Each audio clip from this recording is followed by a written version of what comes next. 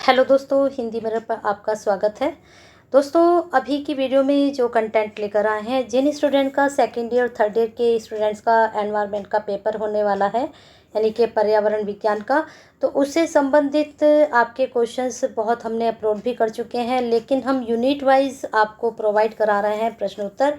आज जो हम लेकर आए हैं, आपकी 5th यूनिट से क्वेश्चंस लेकर आए हैं, जो यूनिट आपकी प्रदूषण से संबंधित है। हमने आपको बताया भी था कि आपका प्रदूषण कितने प्रकार के होते हैं, उनके मानव जीवन पर क्या प्रभाव होते हैं, उनसे कौन सी बीमारियां होती हैं, ये सब इसमें क्वेश्चंस बनेंगे। और यहाँ से इस टॉपिक से 100% आपके क्वेश्चंस एग्जाम में ज़रूर आएंगे। अभी स्टूडेंट्स को ये भी कन्फ्यूजन है कि 50 क्वेश्चन आएंगे या 100 क्वेश्चन आएंगे। तो आप 100 की तैयारी रखिए, भले ही आपके 50 क्वेश्चंस आए। वैसे जो पैटर्न रहा है 50 का ही रहा है। अब स्टूडेंट सोच रहे हैं कि 3 घंटे तक हम क्या 50 क्वेश्चंस ही करेंगे, तो हो सकता है ऐसा हो, क्योंकि ऐसा अक्सर हुआ भी है। कई बार 50 नंबर का ही आए हैं और आपके 100 यानी कि आपका जो 50 क्वेश्चंस है वो 100 नंबर के होते हैं, यानी कि 1 नंबर का 2 नंबर का आपका एक क्वेश्चन होता है। तो इस प्रकार से आपके 100 नंबर ही बनेंगे। और ये मैंने कई बार बता चुकी हूँ कि आपका इसमें पास होना भी ज़रूरी होता है। अगर आप इसमें पास नहीं होते हैं तो नेक्स्ट ईयर फिर आपको ये वाला पेपर देना पड़ेगा। अब आते हैं प्रश्नों पर। तो इसमें आपके 100 क्वेश्चंस मैंने लिए हैं। 100 क्वेश्चन मैं नहीं कराऊंगी। 100 क्वेश्चन में जो मुझे लगता है कि इम्पोर्टेंट है उसका मैं आंसर बताऊंगी। बाकी क्वेश्चंस आपके सामने रहेंगे। अगर आपको वो सही लगते हैं तो आप उनके आंसर खुद से सर्च करेंगे। मैं सिर्फ वही बताऊंगी जो मुझे लगेगा कि हाँ, ये प्रश्न आपके एग्ज़ाम में बन सकता है। अब जैसे इसमें पहला प्रश्न है, तो ये वाला प्रश्न हम नहीं लेंगे, 42 हम नहीं लेंगे। लेकिन हाँ, प्राथमिक वायु प्रदूषक और माध्यमिक वायु प्रदूषक के बीच मुख्य अंतर क्या है, ये हम लेंगे क्वेश्चन आपका।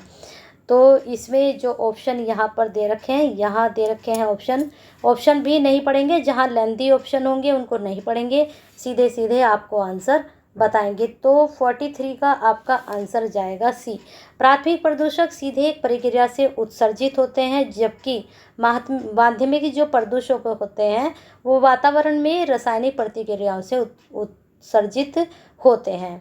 यानी कि जो प्राथमिक प्रदूषक होते हैं वो सीधे आते हैं, वो खुद से पैदा होते हैं, और जो दूसरे के द्वारा पैदा होते हैं, दूसरे के द्वारा उत्सर्जित होते हैं, तो रासायनिक क्रियाओं के द्वारा होते हैं, वह माध्यमिक यानी कि किसी माध्यम के द्वारा वो आए, है ना। सीधे सीधे नहीं आए, सीधे सीधा वो पैदाइश नहीं हुई इनकी, वो सीधे सीधे उत्सर्जित नहीं हुए, वो किसी माध्यम के द्वारा है। लेकिन कुछ प्रदूषक अपने आप से ही उत्सर्जित होते हैं, तो उनको प्राथमिक कहते हैं। अब ये प्राथमिक में कौन कौन से प्रदूषक हैं, माध्यमिक प्रदूषक कौन कौन से हैं, ये हम आपको बताएंगे आने वाले क्वेश्चंस में। चलिए 44 देख लेते हैं। निम्नलिखित में से कौन सा प्राथमिक वायु प्रदूषण का सबसे अच्छा उदाहरण माना जाता है। देखिए, आ चुका है आपका प्राथमिक वायु प्रदूषण का। अब यहाँ सीधा सीधा आंसर बताएंगे। 44 में आपका जाएगा ए। ठीक है, कार्बन डाइऑक्साइड कोयले के जलने से उत्सर्जित होती है, तो ये प्राथमिक वायु प्रदूषण का सबसे अच्छा उदाहरण है। नेक्स्ट क्वेश्चन, निम्नलिखित में से कौन सा माध्यमिक वायु प्रदूषक का उदाहरण है। अब 45 में भी देख लिया, आपको माध्यमिक भी पता चल गया, तो इसका आंसर आपका जाएगा सी। ओजोन फोटोकेमिकल स्मोक के द्वारा उत्पन्न होती है। ठीक है, चलिए आगे चलते हैं। NOT, SOT और SPM के बीच में ऐसी कौन सी सामान्य विशेषता है जिससे कि उन सभी को, इसको आप छोड़ दीजिए। नाइट्रोजन ऑक्साइड सल्फर पढ़ेंगे हम सारे क्वेश्चन, आंसर हम सबके नहीं बताएंगे। आपको अगर अच्छा लगता है तो आप उसका आंसर सर्च करके तैयार कर सकते हैं। नाइट्रोजन ऑक्साइड, सल्फर ऑक्साइड और कार्बन ऑक्साइड दूसरे से कैसे संबंधित है, हम इसको अभी नहीं बता रहे हैं आपको। चलिए आगे चलते हैं। 40 आपका 8 हम वही बताएंगे जिसको हमें लगता है कि 100% में से आपका 99 एग्जाम में जरूर आएगा। नेक्स्ट क्वेश्चन है, निम्नलिखित में से वायुमंडलीय प्रदूषक मुख्य रूप से किस में मौजूद है। ये प्रश्न अच्छा है। इसका आंसर आपका आयन मंडल, समताप मंडल, मध्य मंडल, शोमंडल और निचले समताप मंडल। ये मंडल मैं आपको पिछली वीडियो में, लास्ट वीडियो में समझा चुकी हूँ और मैंने अच्छे से बताए थे आपको। तो 40 का आपका जाएगा डी, शोमंडल और निचले समताप मंडल में। चलिए आगे देखते हैं। किसी पर्वतीय शिखर की पारिस्थितिक तंत्र के संरक्षण के लिए सागरमंथन राष्ट्रीय उद्यान की स्थापना हुई है? बहुत अच्छा प्रश्न है। तो 49 का आपका कंचनजंगा, एवरेस्ट, अन्नपूर्णा, धौलावीरा, तो ये हुई है कंचनजंगा में। सतही ओजोन किससे उत्पन्न होती है? परिवहन, सीमेंट, वस्त्र उद्योग, रासायनिक उद्योग, तो 50 का आपका आंसर जाएगा ए, परिवहन क्षेत्र। आगे है, भारत में सबसे अधिक होने वाली प्राकृतिक आपदा कौन सी है? भूकंप, बाढ़, भूस्खलन, ज्वालामुखी, तो 51 का आपका आंसर जाएगा, जल्दी से लगा लीजिए, ए, भूकंप। ठीक है। अब यहाँ पर प्रश्न कभी कभी स्टूडेंट क्या लगाते हैं? बाढ़, लेकिन इसमें भूकंप आएगा। भारत में सबसे अधिक जो आते हैं भूकंप आते हैं। अब बाढ़ भी आती है, लेकिन फर्स्ट नंबर पर पहले भूकंप आता है, फिर बाढ़ आती है। आगे है, निम्नलिखित में से कौन सी धातु मीना माता रोग के लिए जिम्मेदार है? जिनके भी मैं आंसर बता रही हूँ उनको आप ज़रूर तैयार कर लीजिए। 99 इनकी उम्मीद है। जिनके आंसर मैं नहीं बता रही हूँ, सिर्फ क्वेश्चन पढ़ रही हूँ, उनको खुद से आप तैयार कर सकते हैं अगर आपको लग रहा है कि ये प्रश्न आपको करने चाहिए। चलिए देख लेते हैं। पारा, कैडमियम, क्रोमियम या फिर लोहो, तो 52 का आपका आंसर जाएगा ए, पारा। ठीक है। मिनीमाता रोग के लिए जिम्मेदार कौन है? पारा। सीसा का सेवन मुख्य रूप से किसे नुकसान पहुंचा सकता है? मस्तिष्क, फेफड़े, जिगर या फिर किडनी, तो 53 का आपका आंसर जाएगा ए, मस्तिष्क को सबसे ज़्यादा। निम्नलिखित में से भौगोलिक क्षेत्र में कौन सा जीवाश्म ईंधन के जलने से CO2 के उत्सर्जन का सबसे बड़ा स्रोत है? प्रवाल भित्तियों को समुद्रों का वर्षावन कहा जाता है। अब आते हैं 56 पर। निम्नलिखित ग्रीन हाउस गैसों में ये कौन सी गैस पूरी तरह से मानव जनित है, यानी कि मानव के द्वारा उत्पन्न होती है? तो 56 का आपका आंसर हो जाएगा सी, CFC। नोट कर लीजिए, CFC। ठीक है। अब इसकी फुल फॉर्म भी आपको पता होनी चाहिए। चलिए आगे चलते हैं। अब जैसे स्टूडेंट कहते हैं कि मैडम ब्लर आ रहा है, दिखाई नहीं दे रहा, तो दिखाई नहीं दे रहा, सुनाई तो दे रहा है ना। सुन लीजिए अच्छे से, प्रश्न को नोट डाउन कर लीजिए। चलिए आगे देख लेते हैं। सुपोषण से व्यवस्थित निम्नलिखित तथ्यों पर विचार कीजिए। तो बहुत अच्छा प्रश्न है, सीधा सीधा इसका मैं आंसर बताऊंगी। 57 का आप लगा सकते हैं ए, केवल एक। कुपोषण प्रक्रिया में जल में घुली ऑक्सीजन की मांग बढ़ जाती है। निम्नलिखित में किसके द्वारा अधिकतम कालिक सूट उत्सर्जित होती है? उससे उत्पन्न होना होता है। पेट्रोल वाहनों से, CNG से, डीजल वाहनों से, ताप विद्युत संयंत्रों से, तो 58 का आपका आंसर जाएगा डी, ताप विद्युत संयंत्रों से। अब आपको एक चीज़ और बता देते हैं, ये 2009 में आ चुका है प्रश्न। आपके लिए एक चीज़ और बताते हैं, एलिमिनेट कैसे करते हैं क्वेश्चंस को। अब आपको पता है कि CNG से कालिक उत्पन्न नहीं होते, तो इसको एलिमिनेट कर दीजिए। हैं, अब बचे आपके पास 3। अब आपको यहाँ से भी होता है, यहाँ से भी, यहाँ से भी, लेकिन सबसे ज़्यादा कहाँ से होती है, किसके द्वारा अधिकतम पूछा है? स्टूडेंट क्या करेंगे? सीधा सीधा पेट्रोल पे टिक लगा देंगे, समझेंगे हम उनका आंसर सही हो गया। लेकिन इससे तो होती ही नहीं है, थोड़ा बहुत ही चांसेस होते हैं, लेकिन पेट्रोल, डीजल और ताप विद्युत से होता है। तो इसमें हम देखेंगे कि अधिकतम तो अधिकतम होती है ताप विद्युत से, होता इनसे भी है, लेकिन अधिकतम पूछा गया, तो यही चीज़ आपको देखनी है एग्जाम में। आगे क्वेश्चन है, निम्नलिखित में से किसके द्वारा ऑक्सीजन के स्तर में संतुलन बनाया रखा जा सकता है? नेक्स्ट, वायु प्रदूषण के कारण उत्पन्न समस्या मूल रूप से किसे प्रभावित करती हैं? नेक्स्ट, निम्नलिखित में से कौन सा कथन पैरॉक्सीमिथाइल नाइट्रेट, ये शब्द है आपका पैरोक्साइड नाइट्रेट के संदर्भ में सत्य है? तो इसमें आपका यह माध्यमिक प्रदूषक है। यह तब उत्पन्न होती है जब हाइड्रोकार्बन रेडिकल्स नाइट्रोजन ऑक्साइड के साथ प्रतिक्रिया करती है। मानव में श्वसन रोगों का कारण या फिर उपरोक्त सभी। तो 61 का आपका आंसर जाएगा डी, और ये बहुत ही इम्पोर्टेंट आपका क्वेश्चन है, इसको जरूर तैयार कर लीजिए। नेक्स्ट चलते हैं। निम्नलिखित में से कौन सी गुणवत्ता और पानी में जैविक पदार्थ की उपस्थिति का सूचक है? Very important. चलिए लगा लीजिए इसका आंसर। 62 का आप ए लगा लीजिए, BOD। इसके बारे में ये प्रश्न आपसे पूछा जाएगा, किसी भी तरह से पूछा जाए पानी की गुणवत्ता से संबंधित। चलिए चलते हैं 63 पर। हम 63 में प्रश्न आपका हम नहीं करा रहे हैं, आगे चलते हैं। निम्नलिखित में से ध्वनि की तीव्रता को मापने का कौन सा इसमें से प्रयोग किया जाता है? डेसिबल या फिर फ़ोन या फिर व्हाट्सएप, बता दीजिए 64 का आंसर आप क्या लगा रहे हैं। अगर आप लगा रहे हैं डेसिबल तो बिल्कुल सही है। ध्वनि की जो तीव्रता मापी जाती है उसका मापन का ये है, ठीक है। निम्नलिखित में से कौन सी आवृत्ति रेंज में मनुष्य के शोर के लिए सबसे ज़्यादा संवेदनशील है। बहुत अच्छा प्रश्न है, एग्जाम के पॉइंट ऑफ व्यू से यहाँ पर बताना है कि कौन सी रेंज मनुष्य के लिए सबसे ज़्यादा घातक साबित हो सकती है। तो 65 का आपका जाएगा डी, 13 से लेकर 16 के एचजेड तक। कोलकाता मेट्रो शहर में वायु प्रदूषण का मुख्य कारण निम्नलिखित में से कौन सा कोयला आधारित थर्मल प्लांट से मुख्य रिसाव है। आगे चलते हैं। निम्नलिखित में से कौन सी विधि प्रयोज्य एवं अभ्रक गुणवत्ता वाले जल की आपूर्ति को बढ़ाने के लिए की जा सकती है। नेक्स्ट क्वेश्चन, निम्नलिखित में से मलेरिया का मुख्य कारण क्या हो सकता है। अच्छा प्रश्न है, इसको आप तैयार कर सकते हैं। बैक्टीरियल संक्रमण, वायरल संक्रमण, परजीवी या फफूंद संक्रमण। तो 69 का आप लगा सकते हैं आंसर, जल्दी से लगा लीजिए सी, परजीवी संक्रमण, ठीक है। चलिए नेक्स्ट क्वेश्चन देख लेते हैं। निम्नलिखित में से इसको हम छोड़ते हैं, चलिए आगे चलते हैं। अम्लीय वर्षा से किस प्रकार रासायनिक अपक्षय बढ़ते हैं। बहुत अच्छा प्रश्न है। विलय, हाइड्रोलिसिस, ऑक्सीकरण या उपरोक्त सभी या उपरोक्त में से कोई नहीं। तो आपका इसमें 71 में जाएगा बी, हाइड्रोलिसिस, ठीक है।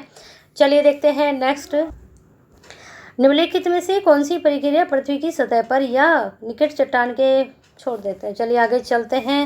निम्नलिखित में से कौन सी गैस शरीर के विभिन्न भागों को ऑक्सीजन ले जाने के लिए रक्त की क्षमता को कम करके मानव स्वास्थ्य को प्रभावित करती है। तैयार कर सकते हो।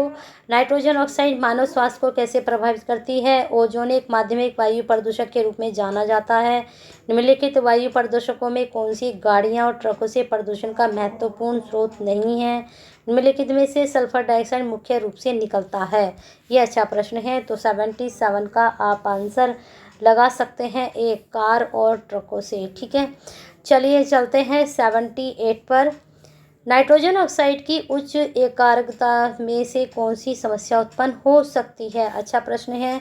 78 का आप लगा सकते हैं आंसर डी, उपरोक्त सभी। कीटनाशकों की अत्यधिक अनावृत्ति से मुख्य रूप से किसको नुकसान पहुंचता है। बहुत अच्छा प्रश्न है एग्जाम के पॉइंट ऑफ व्यू से। तो 70 का आप आंसर लगा लीजिए बी, श्वसन प्रणाली को। निम्नलिखित में से कौन सा रोग कीटनाशकों की अनावृत्ति के कारण होता है।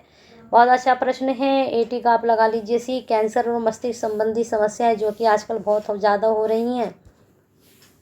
निम्नलिखित में से कौन सा रसायन ओजोन रिक्तीकरण के लिए उत्तरदायी है। ये भी अच्छा प्रश्न है। 81 का आंसर लगा लीजिए आप डी, CFC, ठीक है, जिसके बारे में भी आपने ऊपर पढ़ा भी है। निम्नलिखित में से धुंध का ऐसा कौन सा घटक है जो आंखों में जलन का कारण बनता है। बहुत अच्छा प्रश्न है। 82 का आप लगा लीजिए बी, पेन। कीटनाशक प्रत्यक्ष रूप से तंत्रिका तंत्र को प्रभावित करता है। बहुत अच्छा प्रश्न है ये भी। 83 का आप लगा सकते हैं बी, एल्ड्रेन। नेक्स्ट क्वेश्चन, निम्नलिखित में प्रदूषक रूप से डीजल ईंधन के जलने से निर्मुक्त होते हैं तथा प्रकाश रासायनिक धुंध के लिए उत्तरदायी होते हैं।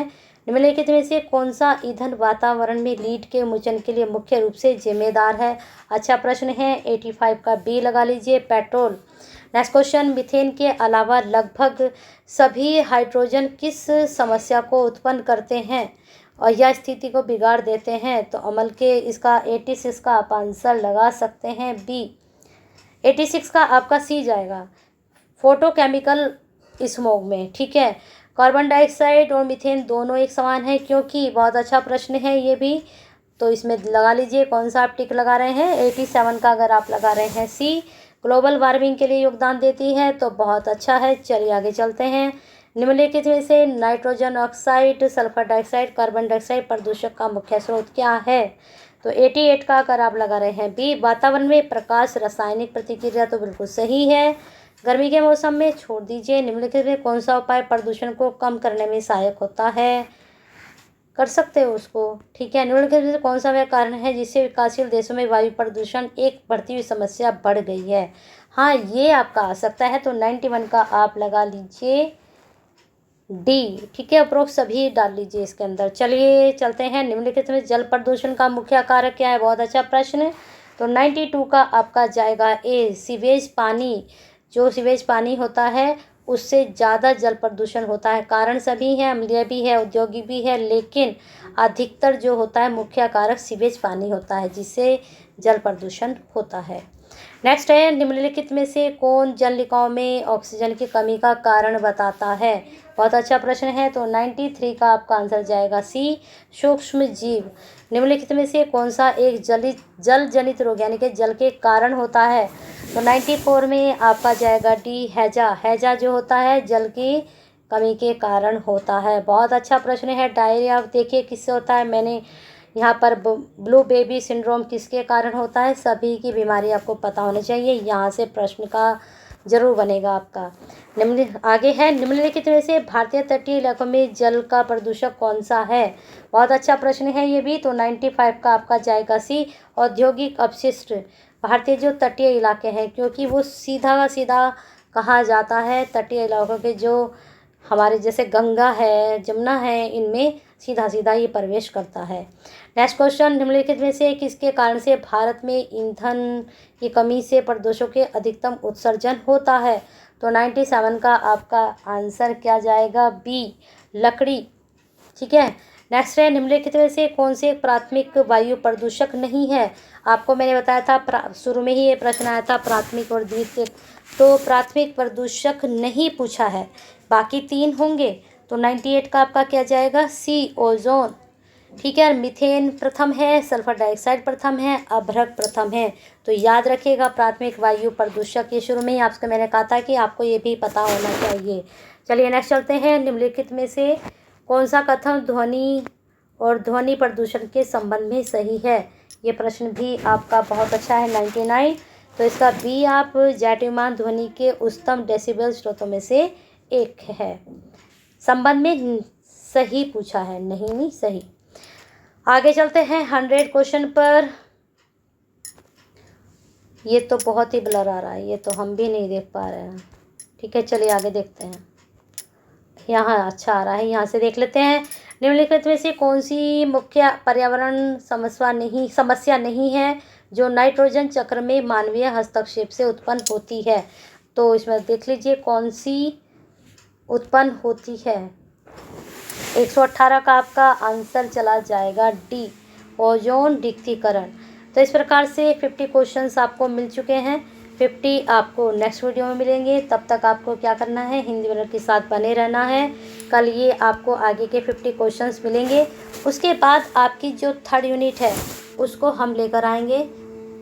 आपका जो पेपर है 18 तक पहुंच गया है, तो तब तक आपकी अच्छे से तैयारी भी हो जाएगी। तो बने रहना है, लाइक कीजिए, शेयर कीजिए और साथ में कमेंट बॉक्स में अपनी क्वेरी सेंड कीजिए कि जो आपको हिंदी मिरर की तरफ से EVS का सिलेबस कराया जा रहा है उससे आप सेटिस्फाई हैं, या फिर और किसी तरह का कंटेंट चाहिए तो ज़रूर बताएं। और साथ में सब्सक्राइब नहीं किया तो कर लीजिए, बेल आइकन हिट नहीं किया तो कर दीजिए।